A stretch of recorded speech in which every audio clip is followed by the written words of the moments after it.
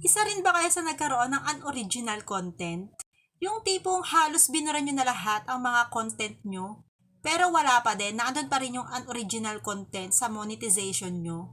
Ang saklap, di ba? So ayun, may ibibigay ako sa inyong tips guys para hindi masayang yung iba yung video na wala naman talaga unoriginal content. Ganito lang ang gawin nyo.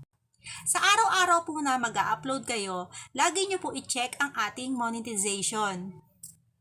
Para malaman natin, yung bagong upload lang pala natin ang merong unoriginal content. Para hindi na madama yung mga dati nating content na sayang kasi kapag binura natin.